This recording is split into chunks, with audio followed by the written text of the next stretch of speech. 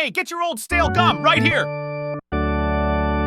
I'm Rick Becker, joined by Brian McCartan. We call the show Old Stale Gum, where we open old packs of baseball cards.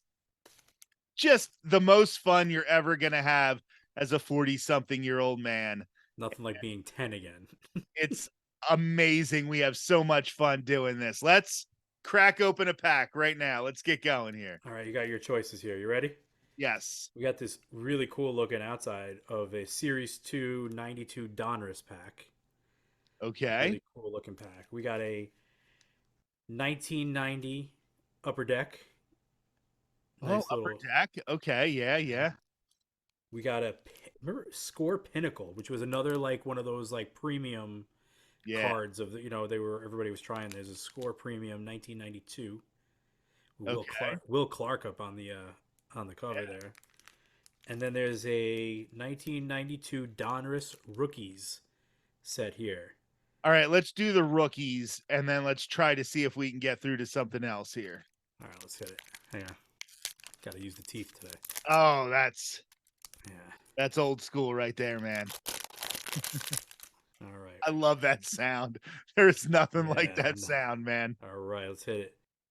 There's Ben Figueroa from the. Look at that Cardinals jersey right there. Look at the rookies branding on the card. Yeah, I How love that branding. How 90s is that? Look at the back of this card. How nostalgic is that? It's Ben Ben. Figueroa.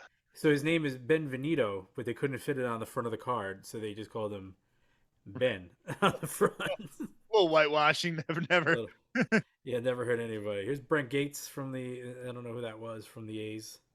Yeah, I don't Drafted. think Ben Figueroa ever played a major league game. I don't know, man. I don't think Brent Gates ever played one too. Here's Sean Hare. I don't know who any of these guys are. Detroit Tigers. What a terrible shot for your baseball card. Imagine you get one baseball card in your life, and that's the picture they use. I didn't know. I thought this one was either going to be hit or miss because we might just not know who any of the guys are. But yeah. There's Steve, another one. Jeez, we are busting out here from the Giants. Steve Hossey from the Giants. I know I've had a couple of his cards. I don't know if he was like considered a prospect. Here's the best baseball name I've seen all day. Here's Ryan Hallblitzel from the Cubs, who looks like he's 16 and a half here. Yeah, that was a young dude. Pat Howell, old school Mets. Look, that's an old school Mets jersey right there too. What was his number there? 58? Yeah, Something yeah, like that. 140. Yeah. Oh, here we go. We got somebody here. Is Jeff Kent? Whoa, Jeff Man. Kent in that Blue Jays jersey. Yeah. Does that have him listed at third base? Yeah. Yeah, he's third baseman. It's got him acquired in the 20th round of the amateur draft. Just to show you, it doesn't matter, where you come out. He is another guy who I've actually been almost convinced into thinking deserves a shot at the Hall. Because to get that kind of power out of a second baseman, man. Yeah, depends on who's going in that year, right? I guess. Here's Juan Guerrero.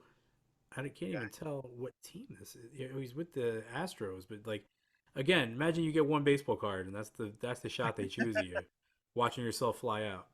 Nice, nice shot of the backside there. Yeah, Bill Risley from the Expos looks like he's 140 in that picture. Right. You gonna tell me that guy's a rookie? That guy's a thumber. Like, Yeah. know. Oh man, he's 1960. He says he's born in 1967 here. So 77, 87, 90. So like, yeah, he wasn't that old, but still, like, he looked old. like he's on. Tim Scott, okay. Padres jersey. Look at that mustache. All right, that's a good one. He gets the award for the best mustache in the pack for sure. Yeah. Eddie Taubensee out of the Astros. That's another, like, just how focused can we get in on his face as he's really grounding out to second? And I'm going to preface this that you saw me open this pack, right? You Yeah. watched me physically open this pack. And the last time we did this and we were talking about our favorite ball players growing up, you said yours was Wade Boggs, mine was Don Mattingly. We pulled a Wade Boggs and a Don Mattingly. Remember that? Yeah. And here we are today this is actually pretty crazy that today that I pull Mr. Tim Wakefield Oh, out of here, wow. who we just found out yesterday passed away way too young from brain cancer. Who, I loved watching Tim Wakefield play. That is incredible that you pulled that card. We just found this out yesterday, Tim Wakefield. But here's his, you know, from Melbourne, Florida, 6'2", 195, acquired number. He was the eighth pick in the June '88 amateur draft. And what a great career! What a great ball player! What a long career! I mean, this was 1992 as a rookie, and all those years he pitched. With that knuckleball, the longevity was just incredible. He never got, after giving up that home run to Aaron Boone, he never got the hate that Bill Buckner got. He No, always, like, I felt like that was a sign that, I know, like, as a Yankee fan, you were ecstatic about the home run I and didn't hate it. I didn't hate it. you didn't care about what happened the next year. You weren't quite as fond, but it almost felt like a maturing of some of the Boston fans to not go after him. And it was almost like '04 was like payback for maturing a little bit and growing up and not being so Yeah, I like mean, as a Yankee fan, believe me, I enjoyed every and that whole series was that probably series the that best series ever. that '03 ALCS was just it was so tooth and nail, and every game was great, and it was so much fun to watch, and we were all into it, and it was insanely competitive. And watching, look at all those guys who played on those teams now, and seeing how many great players came out of that series, and those Yankee teams and those Red Sox teams. Aaron Boone was not a great hitter, like at all.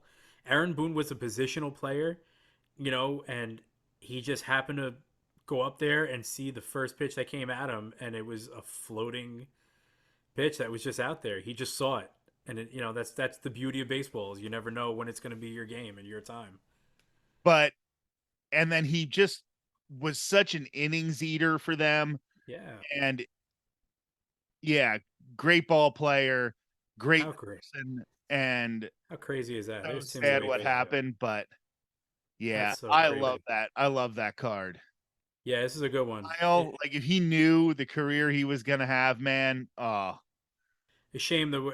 You hear about guys, passing all the time, and you hear, this, that, and the other thing. But this one, I think because John Fitzgerald and I were just texting this morning about Tim Wakefield, and he was saying, it's a shame that everybody just found out he was sick after he died, because I think he would have gotten more of the praise that mhm. he really deserved to see while he was alive. And I think that's, obviously his family wanted privacy, and who wouldn't? It's understandable.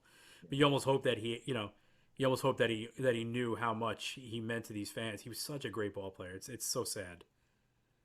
And the whole Kurt Schilling, we won't even get into it, but the fact that he broke on his podcast, that was just That's oh, the most Kurt Schilling thing for Kurt Schilling the to do. most Kurt Schilling thing that ever happened. Correct. Okay. Is that You our want to do? two set? That's our '92 rookies. You want to do another one? Yeah, let's do another one. Let's break open the upper deck. Upper Let's. deck was just like This is a 1990 Upper Deck, which cards on the table, no pun intended. Get these from eBay a lot of the times. A lot of times you could tell somebody definitely tossed through these before they resealed them. This one was definitely gone through. Just okay. the shoddy reseal work here, but Okay. let's see what we can get here. So we're not going to get the Griffey. Yeah, I don't think so. It'd be a miracle if we did. All right, let's see what we got here. These are nice cards, man. Mr. Hal Morris from the Yankees. Another scrub. Yeah, no idea. Scrub. Generic baseball name, Eric Anthony from the Houston I Astros. know I had like 7 versions of that card. Love that jersey, though. Love That's that a great jersey. jersey. Here's Brian Dubois from the Detroit Tigers right there. Another. Yeah, this was definitely a previously opened pack. Oh, yeah, for sure. Mike Devereaux, Baltimore Orioles, man. Mike Devereaux. Yeah, hey, great ball player. Yeah, I'm going to pull his stats up here because I'm trying to remember. Was this Devereaux wasn't going to the Hall of Fame, but he was I remember him, again, East Coast Yankees thing. You yeah, play the Orioles 340 times a year, it seems like. So always remember Mike Devereaux.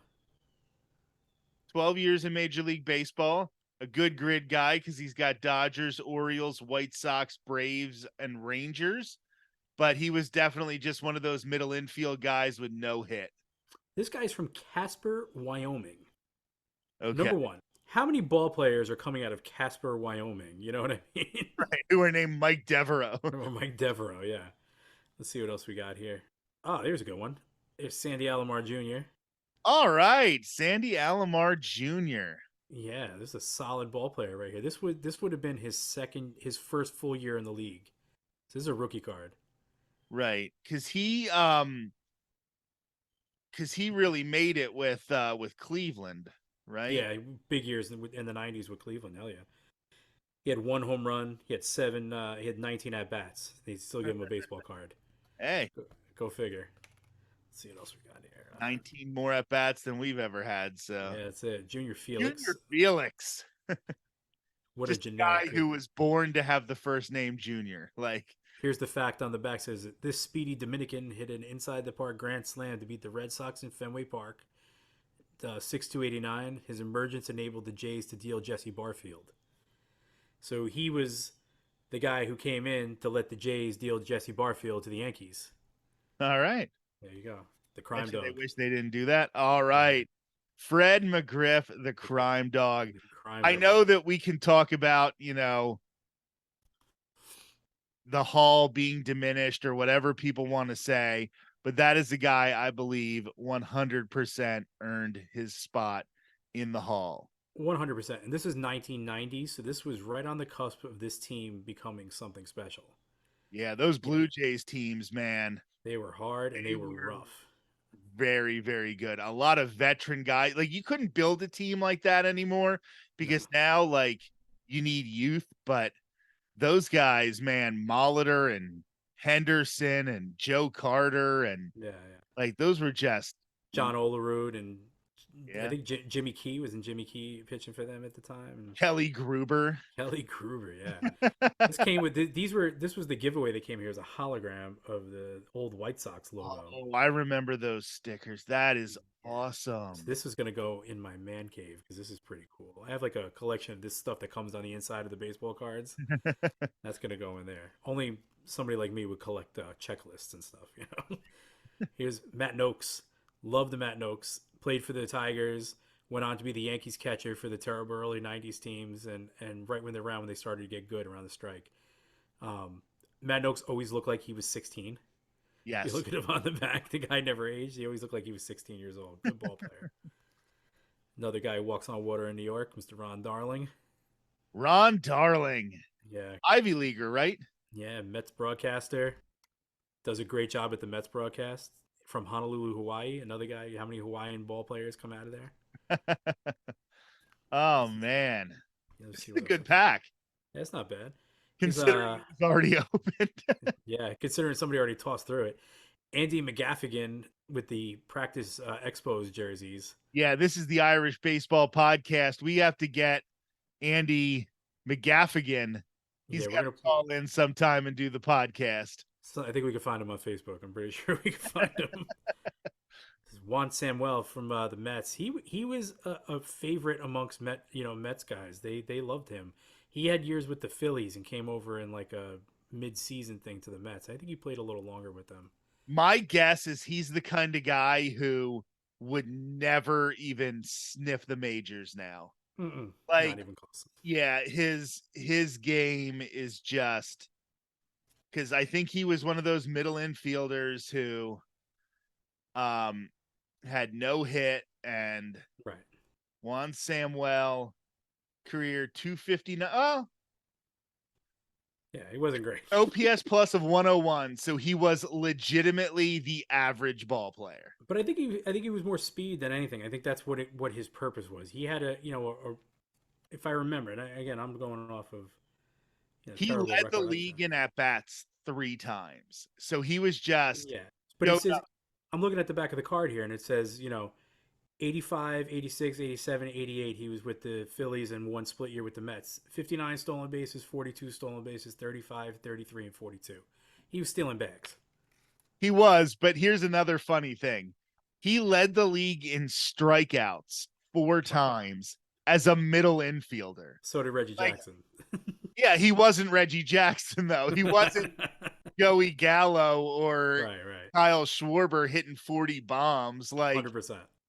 he had 19 triples one year. Jeez. Yeah, he can move. See what else we got here. Steve Carter, most generic baseball name ever. Right. In the Again, most generic, like, Pirates jacket. yeah. Again, another thing. You get one baseball card in your life. That's the picture they choose. Seems terrible. Right. Bruce Hurst. Okay. That's a good shot. Yeah, it's a nice little action shot. Looks like his arm's about to. That's probably why he's not playing anymore because his arm looks like that. You uh, actually you can focus in and see the UCL tearing. yeah, exactly. Here's one. Here's a guy who bounced around the major leagues more than most people did. Newark, New Jersey's own Rick Cerrone. Fix the road. Yeah, with that Red Sox jersey looking like he just smelt a fart. Right. And Great.